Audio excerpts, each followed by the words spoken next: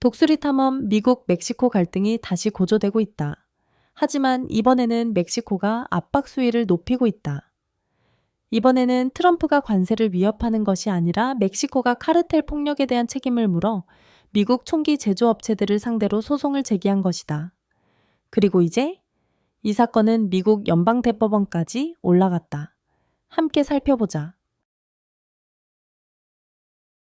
모든 것을 바꿀 수 있는 대법원 사건. 3월 4일, 멕시코는 미국 연방대법원에 전례 없는 소송을 제기하며 미국 총기 제조사들이 카르텔 폭력을 조장하고 있다고 주장했다. 멕시코 법률팀을 이끈 이는 캐서린 스테슨 캐터린 스테튼으로 대부분의 총기 판매업자들이 법을 준수하지만 무책임한 5%가 유혈 사태를 악화시키고 있다고 밝혔다. 이들 기업은 밀수업자나 스트로 바이어 스트로 퍼체서스 대리구매자에게 총기를 판매하며 이들이 범죄 조직을 대신해 총기를 구입한다고 지적했다. 멕시코는 미국 총기 제조사들이 그들의 판매 결과에 대해 눈을 감고 있다며 100억 달러의 손해배상을 요구하고 있다. 스테스는 이 총기들이 결국 지역 사회를 공포에 몰아넣는 카르텔의 손에 들어간다고 강조했다. 한편 피고 측은 전직 미국 법무차관 노엘 프란시스코가 대표하며 강하게 반박했다. 그는 멕시코의 주장을 조롱하며 만약 그것이 사실이라면 현대 역사상 가장 거대한 범죄 음모를 미 집행기관이 놓쳤다는 말이라고 비꼬았다. 그의 논리는 이렇다. 제조사는 합법적인 제품을 만들 뿐이며 그 제품이 판매 후 어떻게 사용되는지는 책임질 수 없다는 것이다. 이 소송의 결과는 중대한 선례를 남길 수 있다. 외국 정부들이 미국 기업을 상대로 국경을 넘는 산업적 영향에 대해 소송을 제기할 길이 열릴 수도 있기 때문이다. 이 총기들은 어디서 오는가? 그 수치는 충격적이다. 멕시코에서 발생한 범죄에 사용된 총기의 약 70%가 미국에서 유래되었다는 것이 The Trace의 데이터로 밝혀졌다. 나머지 30%는 과테말라 및 기타 중미 국가들에서 유입된다. 하지만 이는 새로운 사실이 아니다. 미 회계감사국 J는 이미 2009년에 이 문제를 지적한 바 있다. 멕시코는 총기 규제가 매우 엄격해 합법적인 총기 판매점이 전국에 단 2곳뿐이며 모두 군이 운영한다. 반면 국경 너머 미국 쪽, 텍사스, 애리조나, 캘리포니아, 뉴멕시코에는 8,000개가 넘는 총기 판매점이 있으며 텍사스 주 엘파소에는 그의 90개 이상이 있다. 미국에서의 손쉬운 구매와 느슨한 감독은 미국 총기 상점을 멕시코 카르텔의 주요 공급 경로로 만들었다. 밀수업자들은 흔히 개인 간 거래나 총기쇼 같은 허점을 이용해 신원 조회 없이 총기를 구입하고 이를 남쪽으로 밀수한다. 이것은 단순한 도난 사건이나 우연이 아니다. 멕시코는 이것이 체계적인 흐름이며 그 결과가 자국의 치안과 안보에 치명적인 영향을 준다고 주장한다. 현장의 현실, 총기의 흐름, 폭력의 흔적. 멕시코는 서방부에서 가장 엄격한 총기법을 보유하고 있음에도 불구하고 미국에서 밀수된 총기로 인한 끝없는 폭력 사태에 시달리고 있다. 2018년부터 2022년 사이에만 멕시코 당국은 미국에서 구매된 총기 78,000정 이상을 압수했다는 정부 및 국제 감시단체의 자료가 있다. 하지만 이 총기들은 대규모로 운반되는 것이 아니다. 오히려 분해된 채 소량으로 은밀히 국경을 재넘는다. 이런 방식은 이른바 개미 밀수 앤티 트래피킹이라고 불리며 총열, 개머리판, 탄창 등 부품을 따로 밀수해 멕시코 내에서 다시 조립한다. 연구자 마리아나 아파리지오는 이렇게 설명한다. 미국에서는 총기 소지가 합법이다. 하지만 멕시코에서는 그 합법성이 혼돈으로 보인다. 그녀는 미국의 느슨한 총기법과 멕시코의 카르텔 수요가 만나는 이 국경 시스템이 치명적인 밀수 파이프라인을 만들고 있다고 지적한다. 이 여정은 종종 텍사스나 애리조나 같은 미국 국경주의 총기쇼나 개인 간 거래에서 시작된다. 신원조회는 형식적이거나 아예 없을 때도 있다. 이 총기들은 종종 스트로 바이어들이 법적으로 구매한 후 로우 프로파일 조직원들이 남쪽으로 밀수한다. 이 문제의 심각성은 지난달 다시 부각되었다. 당시 6명이 체포되었고 이들은 텍사스 엘파소의 총기쇼에서 2,000발 이상의 탄약과 고성능 소총을 밀수하려다 적발되었다. 미국 당국은 이후 이 무기들이 세계에서 가장 강력하고 폭력적인 마약 카르텔 중 하나인 시날로아 카르텔로 향하던 중이었다고 밝혔다. 이론상으로는 총기를 멕시코로 밀수하는 행위는 미국 연방법 위반이며 최대 25년의 형량이 가능하다. 하지만 실제로는 기소율이 매우 낮다. 이는 미국과 멕시코 당국 간 협력이 부족하고 미국 내 법률 체계가 총기 소유권을 국경 너머의 영향보다 더 우선시하기 때문이다. 전문가들은 경고한다. 미국에서 총기에 대한 접근이 쉬운 한, 그리고 멕시코 카르텔의 수요가 끊이지 않는 한, 총기의 흐름과 폭력은 계속될 것이다. 이제 멕시코는 단순히 범죄자뿐 아니라 미국 정부에게도 책임을 묻기 시작했다. 멕시코의 반격, 북부 국경작전. 국경 간 긴장이 고조되는 가운데 멕시코는 2월 4일 대담하고 정교하게 조직된 대응 조치를 취했다. 북부 국경작전 오페레이션 널던 보더를 개시하며 1만 명의 국가 방위군을 미국과의 접경 지역 요충지에 배치한 것이다. 공식적인 목적은 마약 밀매 차단과 불법 이민 억제였지만 많은 전문가들은 이 작전의 시기와 규모가 도널드 트럼프의 최근 위협, 즉 멕시코산 제품에 25% 관세를 부과하겠다는 경고에 대한 정치적 대응이라고 보고 있다. 멕시코가 보내는 메시지는 분명했다. 우리는 우리 몫을 다했다. 이제 당신들이 움직일 차례다. 그리고 그 결과는 즉각적으로 나타났다. 3월 9일 기준 멕시코군은 총 1,000정 이상의 총기를 압수하고 14만 3천 발의 탄약을 차단했으며 티우아나, 레이노사, 시우다드 후아레스 같은 도시에서 수십 개의 밀매 조직을 해체했다. 국경 양쪽에서 화제를 모은 사건 중 하나는 댈러스 출신 미국 시민 로란드 알베르토 무뇨스의 체포였다. 그는 군용 무기 수준의 소총을 카르텔 연계 브로커에게 공급한 혐의로 붙잡혔고 이 사건은 총기 문제의 양국적 성격을 여실히 보여주었다. 미국 내 인물이 멕시코 폭력의 핵심 연결고리라는 사실이 다시 확인된 것이다. 그러나 이 작전은 단순한 치안 대응을 넘어선다. 이것은 지정학적 전략이다. 안드레스 마누엘 로페스 오브라도르 대통령의 정부는 결단력 있는 행동을 통해 멕시코가 능동적으로 안보를 책임지는 국가임을 보여주고 있으며 멕시코가 미국에 문제만 일으키는 존재라는 오랜 프레임을 뒤집고 있다. 또한 이 작전은 미국 정부에 대한 압박 수단이기도 하다. mek 수년간 미국의 느슨한 총기법이 카르텔 폭력의 핵심 원인이라고 주장해왔다. 이제는 구체적인 성과와 함께 외교적 부담을 전가하고 있다. 우리는 우리 쪽을 정리하고 있다.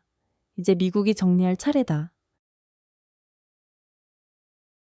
멕시코가 미국에 보내는 메시지, 대화의 전환점.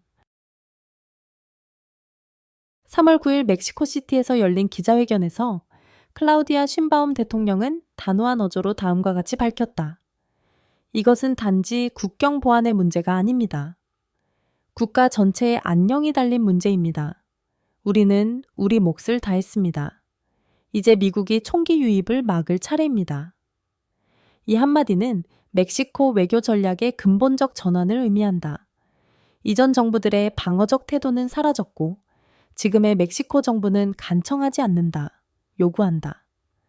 쉰바움 대통령은 취임 이후 북부 국경 지역에서 군사 및 경찰 작전을 대대적으로 강화했고 수천 정의 총기를 압수하며 밀수 조직을 해체했다.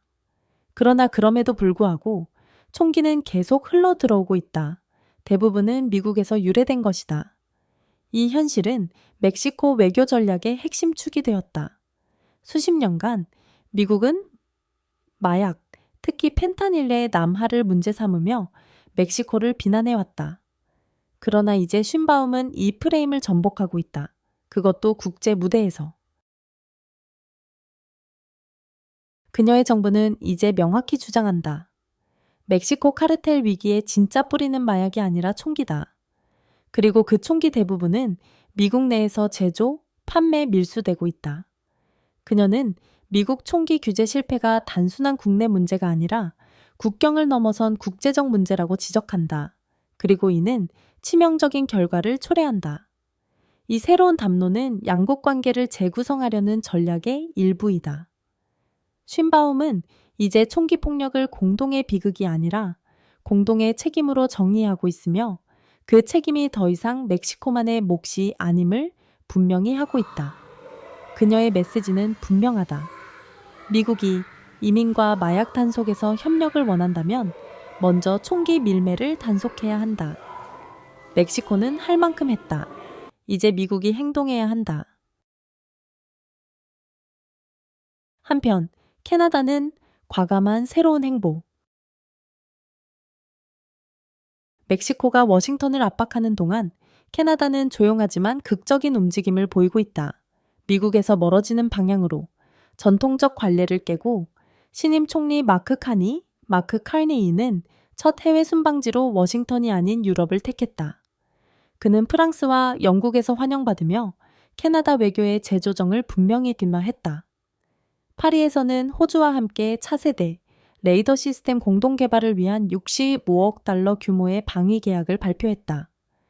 노던 쉴드라 불리는 이 프로젝트는 캐나다 영공, 미국 국경부터 북극권까지를 감시하기 위한 직접적인 주권 수호 투자로 간주된다. 익명의 고위 캐나다 관료는 단호히 말했다. 누가 이웃 나라를 통치하든 우리는 캐나다의 주권을 지킬 것이다. 여기서 말하는 누구는 도널드 트럼프를 겨냥한 것이었다. 그의 2025년 백악관 복귀 가능성이 전통 동맹을 흔들고 있는 상황에서 카니 정부는 방위 협력을 다변화하고 대서양 동맹을 강화하며 워싱턴의 정치적 불안정성에 대비하고 있다. 이 전략적 전환은 군사 분야만이 아니다. 외교와 경제 전반에 걸친 변화이다. 카니는 EU와의 무역 확대, 북극 원주민 개발 투자, 기후 및 안보 문제에서 캐나다의 글로벌 역할 확대를 모색 중이며 이는 모두 미국의 승인 없이 진행되고 있다. 멕시코와 캐나다의 이러한 움직임을 종합해보면 북미 전역에서 근본적인 외교 변화가 일어나고 있음을 보여준다. 양국은 각자의 방식으로 이렇게 선언하고 있다. 미국 중심 외교의 시대는 끝났다. 우리는 더 이상 워싱턴의 반응을 기다리지 않는다. 이제 우리는 우리의 길을 간다. 새로운 캐나다 정체성, 자립적이고 자부심 있는 국가. 총리 마크 카니는 캐나다의 이미지를 바꾸고 있다. 강하고 주권을 갖춘 미국의 그림자에서 벗어난 국가로 말이다. 그의 메시지는 간단하다. 캐나다는 스스로 설 수 있다. 우리 땅을 지키는데 미국의 도움이 필요하지 않다. 이런 태도는 점점 확산되고 있다. 토론토 외곽 미시사우가에서는 지역 공무원들이 공공장소에서 미국 국기를 철거하고 더 큰 캐나다 국기로 교체했다. 상징적인 조치였지만 조용한 항의이자 강렬한 자긍심의 표현이었다. 시장 차롤라인 페리시는 단호했다. 트럼프와 그 추종자들은 무역을 교란시켰고 캐나다 기업에 피해를 줬으며 한때 잘 작동하던 파트너십을 무시했다. 한편 캐나다 기업들은 번창하고 있다. 미국인 관광객은 85% 감소했고 맥도날드 같은 미국계 패스트푸드 체인은 A&M도 티모튼 같은 자국 브랜드에 밀려나고 있다. 이 변화는 단지 경제적인 것만이 아니다. 문화적 변화이기도 하다. 캐나다인들은 새로운 슬로건에 단결하고 있다. 캐나다산을 구매하라. 캐나다를 신뢰하라. 캐나다인이 되라. 이것은 단순한 구호가 아니다. 정체성의 조용한 혁명이다. 트럼프는 빠르게 지지 기반을 잃고 있다. 미국 내에서 트럼프는 심각한 역풍을 맞고 있다. 그의 지지율은 현재 40% 이하로 떨어졌으며 이는 그의 두 번째 임기 중 최저치다. 원인은 점점 길어지는 다음과 같은 리스트다. 경제 불안정 캐나다 및 멕시코와의 무역 전쟁이 역효과를 낳음, 위기 대응 실패에 대한 국민의 분노, 월가도 불안하다. 지난주에만 1조 2천억 달러가 시장에서 사라졌다. 이는 정책 불확실성과 전 세계적인 반발로 인한 결과였다. 단순한 숫자의 문제가 아니다. 사람들은 저축을 잃고 일자리를 잃고 신뢰를 잃고 있다. 그때 미셸 오바마가 등장했다. 그녀는 널리 퍼진 연설에서 날카로운 비판을 던졌다. 리더십은 목소리의 크기가 아니라 책임감에 달려있다. 트럼프의 반응은 한밤중 온라인에서 그녀를 끔찍하다며 불공정하다고 비난하는 분노의 폭풍. 하지만 이미 늦었다. 그녀의 차분한 비판은 그의 분노보다 훨씬 더 강하게 울려 퍼졌다. 수년 만에 처음으로 일부 공화당 유권자들마저 흔들리고 있다. 트럼프의 정치 기계는 여전히 시끄럽지만 이제 그 힘을 잃기 시작했다. 민주당의 방역. 워싱턴에서는 새로운 민주당 인물이 부상하고 있다. 그녀는 결코 물러서지 않는다. 텍사스 출신의 거침없는 하원의원 제스민 크로켓은 최근 생방송 청문회에서 공화당의 위선을 날카롭게 공격했다. 그녀는 이민 범죄, 책임 문제에서의 이중잣대를 정조준하며 말했다. 이 나라를 무너뜨리는 건 이민자들이 아니라 정장을 입은 전과자들입니다. 바로 이 자리에 앉아있는 사람들 말이죠. 그녀의 연설은 몇 시간 만에 화제가 되었고 국경정책부터 기업 부패까지 트럼프 측 인사들을 질타하는 영상이 소셜미디어를 뒤덮었다. Z세대와 밀레니얼 세대는 그녀를 우리가 기다려온 목소리라고 부르고 있다. 크로켓의 부상은 단순한 말발이 아니라 실질적인 내용, 전략, 그리고 새로운 세대의 민주당원들이 자신들만의 방식으로 싸울 준비가 되었음을 보여준다. 트럼프가 비틀거리고 중도 유권자들이 새로운 리더십을 찾는 지금, 흐름은 바뀌고 있다. 그리고 그 선두에 제스민 크로켓이 있다. 분열된 정당, 민주당은 하나로 뭉칠 수 있을까? 그러나 흐름이 바뀌는 가운데 민주당도 문제를 안고 있다. 트럼프의 최근 연설 중 갈등이 폭발한 건 공화당이 아니라 민주당 내부였다. 알그린 하원의원이 연설 중간에 지팡이를 휘두르며 항의하자 혼란이 시작됐다. 다른 민주당 의원들도 합류하여 팻말을 들고 트럼프의 발언을 방해하며 구호를 외쳤고 언론은 즉각 이를 대서특필했다. 그 결과는 의회 내부는 완전한 혼란에 빠졌고 전국적인 반응도 엇갈렸다. 일부는 트럼프의 거짓말과 독재적인 태도에 맞서기 위해 용기 있는 행동이 필요했다고 칭찬했다. 하지만 다른 이들은 회의적이었다. 몇몇 중도파 민주당원들은 우리가 마치 압박을 견디지 못하는 것처럼 보였다고 인정했다. 이제 민주당은 중대한 질문에 직면해 있다. 2026년 중간선거 전까지 당을 하나로 모을 수 있을까? 제스민 크로켓 같은 신의 정치인이 지지층을 고무시키고 알그린 같은 베테랑이 감정적으로 나서고 있지만 그 열정만으로는 부족하다. 메시지와 전략에서 단결하지 못한다면 민주당은 트럼프에게 다시 기회를 줄 수도 있다. 멕시코가 법정에서 맞서고 캐나다가 새로운 길을 개척하고 미셸 오바마와 제스민 크로켓이 진정한 리더십을 요구하는 지금 한 가지는 분명하다. 세상은 트럼프식 정치에 저항하고 있다.